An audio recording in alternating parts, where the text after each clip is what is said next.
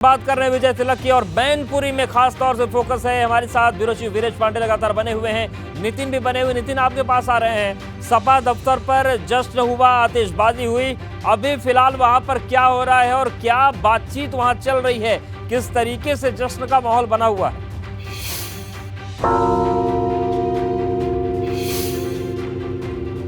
लोगों में कहीं ना कहीं जो कार्यकर्ता हैं, सपोर्टर्स हैं, जो वेल विशर हैं समाजवादी पार्टी के, वो लोगों का जमावड़ा इस समय जिला कार्यालय पर मौजूद है। मैं चाहता हूं कि लगातार मैं तस्वीरें दिखाते रहूं, क्योंकि यहाँ जो मूवमेंट बना हुआ है, जो हैपनिंग्स बनी हुई है। देखिए, जब अखिलेश यादव आए थे तो वो स्थिति थी कि पैर रखने की जगह नहीं थी।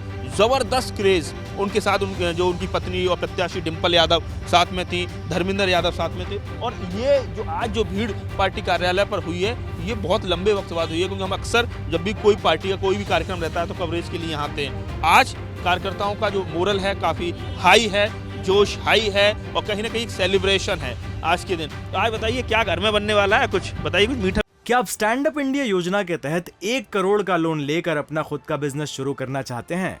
तो फ्रीडम ऐप को डाउनलोड करें और इसकी पूरी जानकारी अभी प्राप्त करें। मीठा बनेगा नहीं बनेगा? जी, सबके घरों में जश्न मनेगा। और क्या खाने में कुछ बनना है स्पेशल? ये सबसे पहले जब मैं सुबह घर से निकला था तो मैं सच बता रहा हूँ, मेरी माँ ने दही और बूरा खिला के शगुन खिलाया जाता है। हाँ, और ये कहा कि बेटा जीत के आओगे, आशीर्वाद दिया। और अब जीतने के बाद हम सब लोग अपने अपने घरों में मिठाइयाँ बांटे, वो घरों में ही नहीं, हम आम लोगों में मिठाइयाँ इसलिए। नेताजी के लिए सारी बैरियर्स टूट गए, सारे बैरियर्स टूट गए।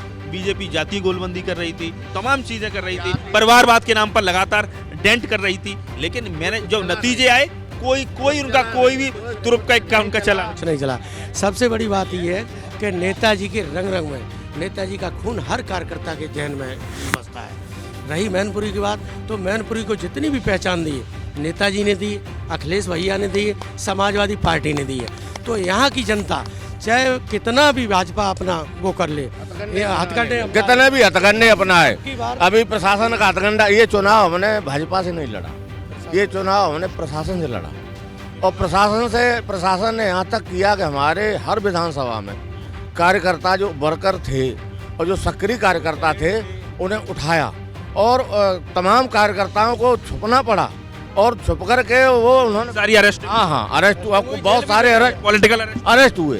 तो ये चुनाव हमने जो लड़ा वो प्रशासन से लड़ा। अब बताइए, अब आगे क्या? देखिए, जीत के बाद जिम्मेदारी भी है, और अगर आपको कहीं ना कहीं एक तरह से मोरल बूस्टअप मिलता है तो 24 में किस तरह से तैयारी आप?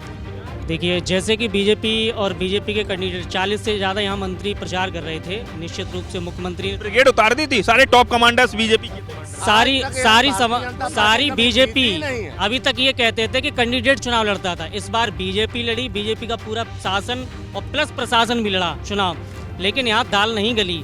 एक नेता भगवा ब्रिगेड दाल नहीं गली, लेकिन लाल सेना भारी पड़ी। सबसे बड़ी बात ये है वीरेश जी, अब आपसे ये भी समझना चाहते हैं कि ये जो लोग कह रहे हैं कि दाल गली नहीं, प्रशासन से हम लड़ते रहे, प्रशासन हमको परेशान करता रहा, क्या वजह रही कि दाल नहीं गल पाई? क्योंकि बीजेपी ने तो पूरी ताकत झोंक दी थी, बड़ा एग्रेसिव चुनाव लड़ा था, लेकिन शाक्य साहब अपना ही बूथ हार गए।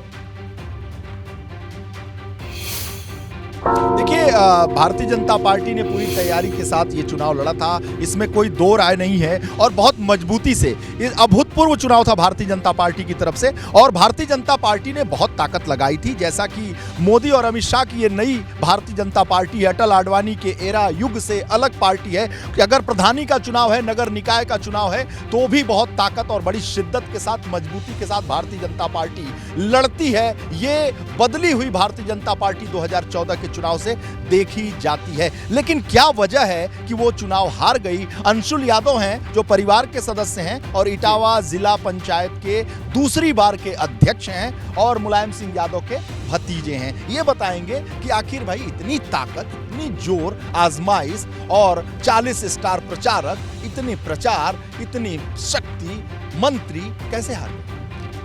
देखिए, सबसे पहले तो मैं मैनपुरी की जनता का बहुत बहुत आभार प्रकट करूंगा। हम सभी जानते हैं नेताजी का 50 साल से अधिक का राजनीतिक जीवन रहा, और मैनपुरी से जो उनका लगाव रहा है, अस्पताल में भी जब बीमार थे तब भी वो मैनपुरी को हमेशा पूछते रहते थे। हमेशा जो लोग जाते थे उनसे कहते थे मैनपुरी को देखे रहना, मैनपुरी का ख्याल रखना।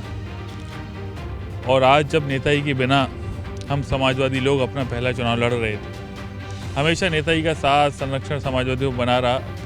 नेताजी चाहे भले ही कहीं और से चुनाव लड़े होंगे, मैनपुरी के लिए बीजेपी पर भारी पड़ गया। बहुत शुक्रिया वीरेश जी आपका। क्या आप स्टैंड अप इंडिया योजना के तहत 1 करोड़ का लोन लेकर अपना खुद का बिजनेस शुरू करना चाहते हैं? तो फ्रीडम ऐप को डाउनलोड करें और इसकी पूरी जानकारी अभी प्राप्त करें।